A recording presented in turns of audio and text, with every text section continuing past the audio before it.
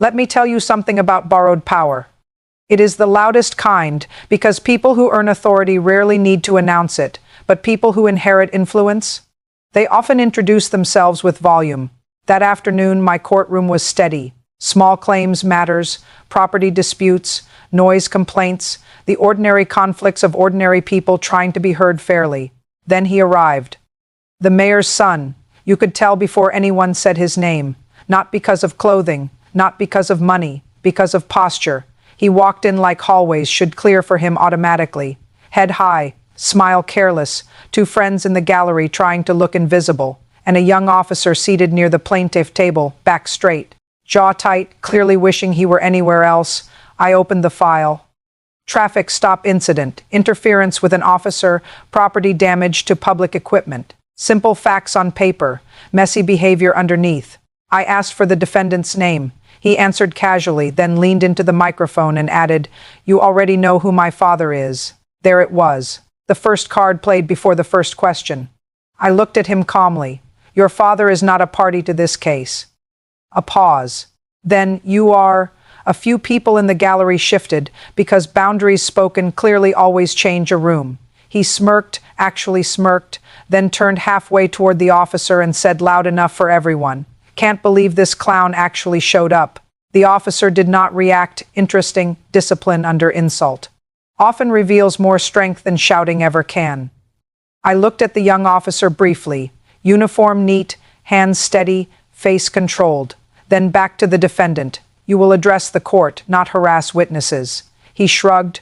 "Relax. He works for us." That sentence hit the room like a thrown object. The clerk stopped writing for half a beat. The officer's jaw tightened once. The gallery became still, because everyone understood what he meant. Not employment, ownership, contempt disguised as confidence. I folded my hands. "No public servant works for your family." A pause. "They work for the law." For the first time, his smile thinned, not gone, but challenged. He leaned back in the chair. "Same thing in this town. Second mistake. People protected too long often mistake." Cynicism for intelligence. I turned a page in the file. Dashcam report attached. Bodycam transcript summarized, witness statements, and one photo of a cracked patrol radio lying on asphalt. I asked the officer to state what happened. The young officer spoke clearly, calmly. During a routine stop, the defendant exited the vehicle, refused instructions, insulted the officer repeatedly, slapped the radio from the officer's hand, then shouted, "I own this city." The mayor's son laughed while the officer spoke, actually laughed, then interrupted. "Because I do. There are moments when arrogance stops being personality and becomes evidence." I closed the file slowly. That sound brought silence. I looked directly at him. "Did you just confirm the statement?" He spread his hands. "Everybody knows it. Interesting answer, not denial." Entitlement rarely denies. It assumes agreement. I leaned forward slightly. "Let me help you with something everybody should know." Now even he paid attention. Cities belong to citizens. A pause, not children of officials. The room tightened. The officer looked down briefly, hiding what might have been relief. The defendant scoffed, then pointed at the officer. "Take his badge. He disrespected me." That was the real reveal, not anger, expectation that institutions exist to serve ego.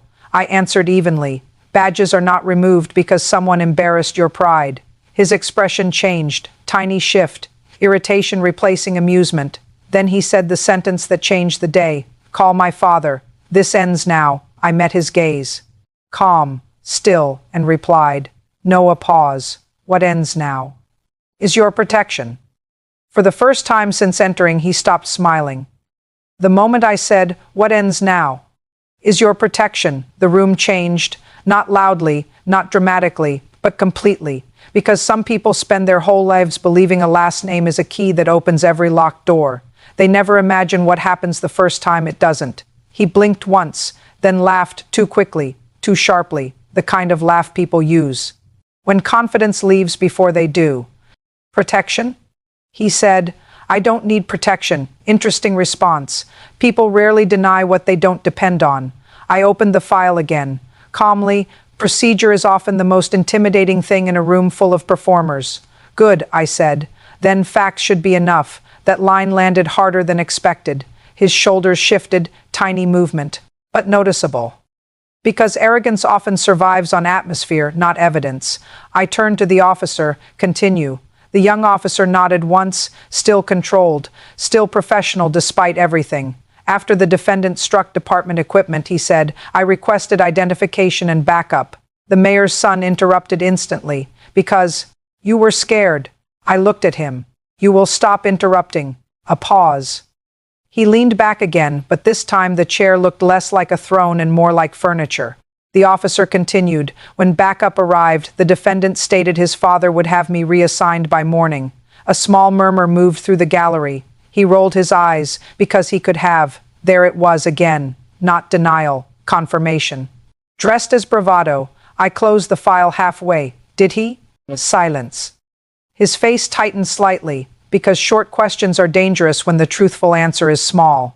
"No," he muttered. "Speak clearly." He exhaled. No, that single word removed a great deal of mythology from the room. The officer continued. Later that evening, I was contacted by a supervisor asking whether I wished to drop the misunderstanding. Now the room sharpened. Because influence had moved from insult to interference, the mayor's son straightened. "That's normal. People settle things." I replied immediately. "Cases settle." A pause. "Misconduct does not." His jaw set. The easy smile was gone now. He looked toward the gallery where his two friends sat, suddenly fascinated by the floor. No audience. No support. No laughter. That is when panic usually starts its quiet work. I turned another page. There it was. Phone records attached to the file. Time-stamped calls, one from the mayor's office to the precinct line, another to a deputy chief. I did not rush. Truth rarely needs speed. "Do you recognize these calls?" I asked. He shrugged, too casual. "My dad talks to people, interesting phrasing, people." As if institutions were personal contacts, I looked at him steadily. Public offices are not family customer service desks. A few heads in the gallery lowered to hide reactions. He flushed slightly, first visible crack. Then he tried anger. "You're twisting everything." Common tactic. When facts remain fixed, accuse the room of movement. I answered, "No." A pause. "I'm reading it." Silence again. The officer sat motionless now, but something had changed in him too. Relief, because being believed in public can straighten a person's spine. The mayor's son leaned forward, voice lower, sharper. "You have no idea who you're embarrassing." There it was, the confession beneath the threat. This had never been about justice, only image. I met his gaze. "Today you are embarrassing yourself." That sentence hit harder than volume ever could. He looked away first, only for a second. But seconds matter. I returned to the file. "Did you damage department property?" He hesitated, long enough to answer without words. Then it slipped. The gallery nearly smiled as one body. I asked, "Did radios jump from officers' hands often in your experience?" No response. I continued. "Did you say, 'I own this city'?" He swallowed once. "Maybe. Interesting. Arrogance becomes uncertainty quickly when recorded." I lifted another page, witness statements from two bystanders, same quote, same timeline, same description. I set the papers down, maybe is no longer available. Now his breathing had changed, shorter, faster, because the name that once filled the room was shrinking, and facts were taking its place. Then I said the sentence that made him go pale. "We're not finished discussing who tried to bury this." When I said, "We're not finished discussing who tried to bury this," the room became motionless, because people can tolerate arrogance. They expect it. What shocks them is when arrogance leaves fingerprints on institutions. The mayor's son straightened immediately, not with confidence, with alarm. That reaction told me more than any answer could. He tried to laugh again, but the sound failed halfway. "Bury what?" He said, "Interesting question. Not denial. Delay." I opened the file fully and removed a separate packet clip to the back. Internal correspondence, chain of emails, call logs, notes, the kind of paperwork people assume no one will ever read carefully. I read carefully. The young officer sat still, but his eyes shifted once toward the packet. He had not seen it before. Neither had the gallery. That matters. Truth revealed publicly changes more than private whispers ever can. I spoke clearly. At 9:14 p.m., a request was made to reclassify the damaged equipment report as accidental. The mayor's son leaned back too fast. So, that word is often used when someone hopes to make gravity sound small, I continued. At 9:22 p.m., a request was made to remove language regarding threats toward an officer. A murmur moved through the room. He looked toward the back doors instinctively, as if help might still walk in. It didn't. I turned one page. At 9:37 p.m., a note states, "Sensitive family matter, resolve quietly." Silence deepened. Even the clerk paused. The mayor's son spoke quickly now. "That could mean anything." I nodded once. "It could." A pause, which is why context exists. Then I looked directly at him. "Were you present during these calls?" He hesitated, a dangerous delay. Then, "I was home." Not an answer. "Location is not participation," I replied. That was not the question. His jaw tightened. People who rely on dominance often struggle most with precision. "No," he said finally.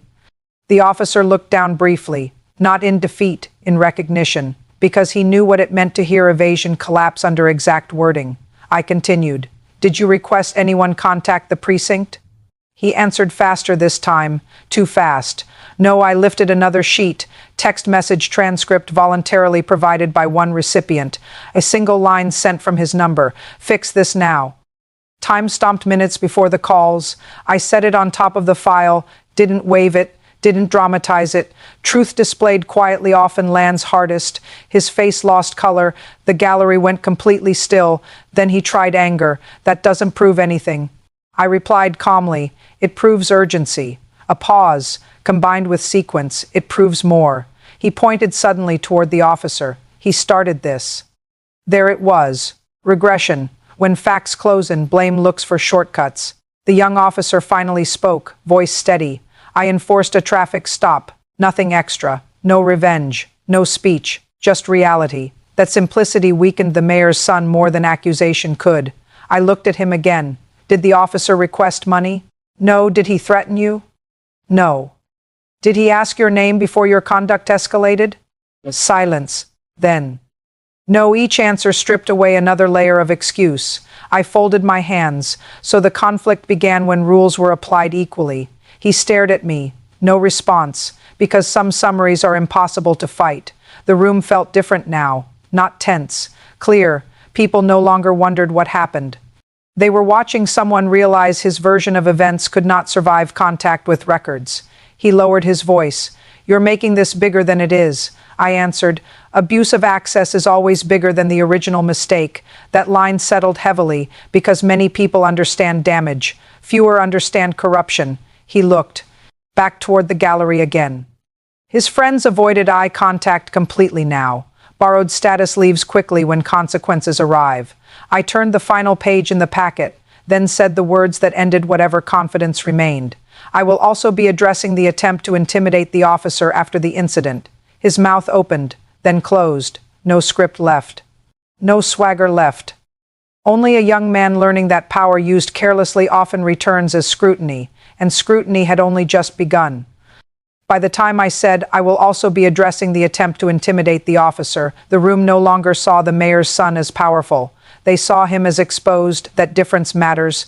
Power controls perception. Exposure destroys it. He sat rigid now, hands clasped too tightly, shoulders no longer relaxed. The confidence he entered with had drained so completely that even his expensive suit looked like a costume someone else had chosen for him. I turned another page in the file. No rush, no anger. Procedure can dismantle arrogance more effectively than emotion ever will. After the stop, I said, the officer received messages implying career consequences. The young officer remained still. But his breathing changed slightly, because hearing the truth acknowledged in public can be harder than enduring the lie in private. The mayor's son reacted immediately. "I didn't send threats." Interesting wording. He chose threats, not messages, not calls, threats. People often confess their own categories before anyone accuses them. I answered, "You sent pressure." A pause. The label is less important than the conduct. The gallery stayed silent, but the silence had changed. It was no longer suspense. It was judgment forming in real time.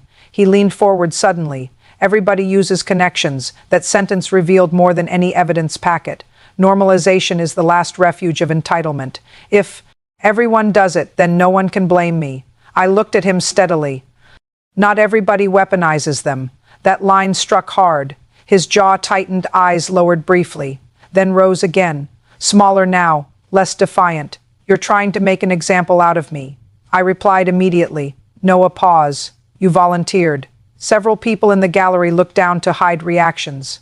The officer didn't move at all. Discipline often looks like stillness, I continued. You damaged public property, obstructed an officer, invoked family office to avoid consequence, and triggered outside interference. I let each point stand separately, because stacked facts are heavier than speeches. He swallowed. The room noticed. He tried one final pivot, voice lower, almost reasonable. Look, I can apologize to him right now. There it was, the emergency apology. Not born from reflection, born from narrowing options. I turned toward the officer. Do you require a personal apology? The officer answered calmly. No, Your Honor. A pause. I required cooperation at the scene. That sentence changed the room again, because dignity had just spoken without bitterness. The mayor's son looked genuinely shaken for the first time. He had expected anger, resentment, negotiation. Instead, he met professionalism, and professionalism often humiliates arrogance more than revenge ever could. I nodded once to the officer, then back to the defendant. Your apology is noted as late. He stared at the desk. No reply. I continued. From this moment forward, no courtesy requests regarding this matter will be entertained. His head snapped up. Because he understood what that meant. No calls, no quiet fixes, no soft landings. I added, any administrative influence attempted after today will be entered into the record. That sentence hit like a door locking. The gallery felt it. So did he. He spoke quietly now, almost to himself. My father is going to be furious, I answered. That depends whether he values office or excuses. Silence. Complete. He looked toward the back doors again, but this time not for rescue, for distance, for escape. Neither arrived. I folded my hands. Privilege is not protection from rules. A pause. It is a test of how responsibly you carry access. His eyes lowered, stayed lowered. That was new. The room could sense it too. This was no longer a performance. Collapsing. It was identity confronting itself. Then I said the line everyone would remember. You did not inherit authority today. A pause. You inherited scrutiny. Even the clerk stopped writing for half a beat, because some truths sound obvious only after they are spoken. He sat motionless. No argument left. No swagger left. Only the weight of a name that suddenly felt heavier than useful. And I was not finished. There comes a point in every courtroom where status, volume, and excuses all expire at the same time. That point had arrived. The mayor's son sat in complete silence now. No smirk, no interruptions, no careless confidence, just a young man finally understanding that a family name can open doors. But it cannot argue facts. I closed the file slowly. The sound was small. But in a room like that, finality never needs volume. I looked first at the officer, then at the defendant, then across the gallery where everyone who had arrived expecting entertainment was now witnessing accountability. I spoke clearly. The court has reviewed testimony, records, conduct, and subsequent attempts to influence process. A pause. The room tightened. Because everyone knows what follows structure. Outcome, I continued. This matter began as a routine enforcement stop. Another pause. It became serious when authority was challenged through entitlement rather than law. The mayor's son lowered his eyes, still not speaking. Good. Silence was doing more work for him now than speech. Ever had, I turned one final page. Judgment is entered against the defendant for damages to public equipment and related costs. The officer did not react, professional to the end. The mayor's son inhaled sharply, not because of money, because financial penalties are easy for people like him. What came next was not. I continued, additionally, the court recommends formal review of all improper communications made after the incident. That sentence changed the room, because consequence had now moved beyond payment, toward record, toward reputation, toward systems. He looked up immediately, fear not anger visible for the first time. You can't do that over this. Interesting, people who say over this often mean over something I considered small. I answered calmly. Misuse of access is never small. Silence again.